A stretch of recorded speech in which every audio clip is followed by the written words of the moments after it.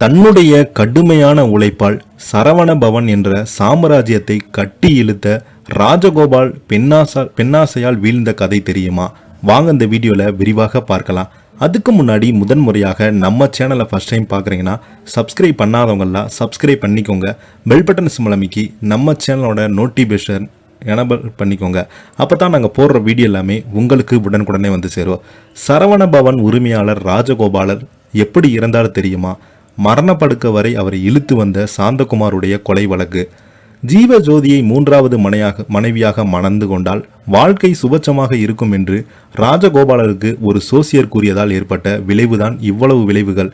தமிழகம் மற்றும் இந்தியாவின் பல்வேறு பகுதிகளில் இயங்கி வருகிறது சரவண பவன் உணவு விடுதிகள்.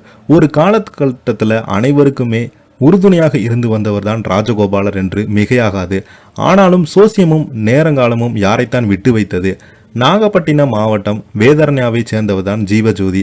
இவருடைய தந்தை ராமசாமி சரவணபவன் உணவகத்தின் துணை மேலாளராக பணியாற்றி வந்தார். ஜீவஜோதியை மூன்றாவது மனைவியாக மணந்தால் கொண்டால் அவருடைய வாழ்க்கை சுபிட்சமாக இருக்கும் என்று ராஜகோபாலுக்கு சோசியம் கூற 90களின் பிற்பகுதியில் இருந்து ஜீவஜோதியை மணந்து கொள்ள கூறி கட்டாயப்படுத்தி வந்தார். கே நகரில் சரவணபவன் ஊழியர்களுக்கான குடியிருப்பு பகுதியில் தன்னுடைய குடும்பத்துடன் வசித்து வந்த அவர் ராமசாமி 1994 ஆண்டு முதல் ராஜகோபாலுக்கு ஜீவஜோதியாக மணந்து கொள்ள வேண்டும் என்ற எண்ணம் உருவானது. அப்போது ஜீவஜோதி 12ஆம் வகுப்பு மாணவி மட்டுமே. ராஜகோபாலுடைய நோக்கம் அறிந்து தன்னுடைய வேலையை ராஜினாமா செய்துவிட்டார் ராமசாமி. பின்பு குடியிருப்பு பகுதியிலிருந்து அந்த குடும்பம் மிகுந்த நெருக்கடியான வெளியேறியது. ராஜகோபாலுடைய திட்டம் எதுவுமே தெரியாம தன்னுடைய சகோதரனுக்கு டியூஷன் எடுக்க வந்த சாந்தகுமாரை காதலிக்க துவங்கியது. 1999ஆம் ஆண்டு வீட்டை விட்டு வெளியேறிய சாந்தகுமாரை மணந்து கொண்டார். வேளச்சேரியில தங்கியிருந்த அந்த தம்பதியினருக்கு தொடர்ந்து தொந்தரவு அளித்தே வந்தாங்க. ராஜகோபால் முதல் டேனியல் என்பவரை வைத்து சாந்தகுமாரை கொலை செய்ய ஏவினார் ராஜகோபாலர். அதற்கு 5 லட்சம் ரூபாய் பணமும் அளித்தார். ஆனால் டேனியல் முதல்ல ஃப்ரீன்சிடம் 50,000 ரூபாய் கொடுத்து மும்பையில் போய் புதிய வாழ்க்கை வாழ என்று சாந்தகுமாரை எச்சரித்து அனுபவித்தாங்க.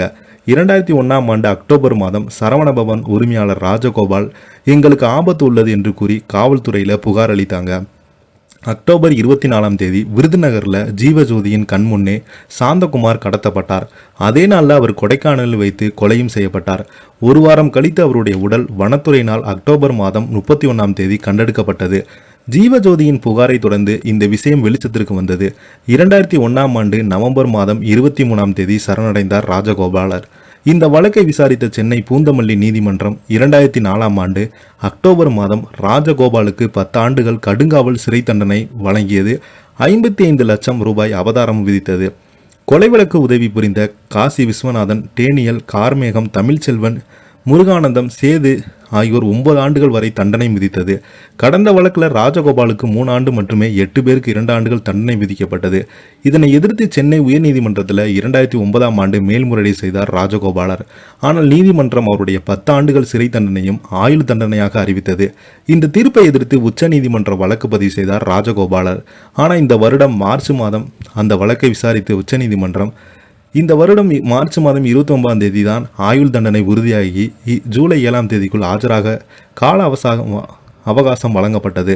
இந்த கால அவகாசம் முடிவெடுத்த நிலையில் குற்றவாளிகள் டேனியல், தமிழ்ச்செல்வன் ஆகியோர் சென்னை 4வது கூடுதல் அமர்வு நீதிமன்றத்தில் ஜூலை 8ஆம் தேதி ஆஜரானாங்க.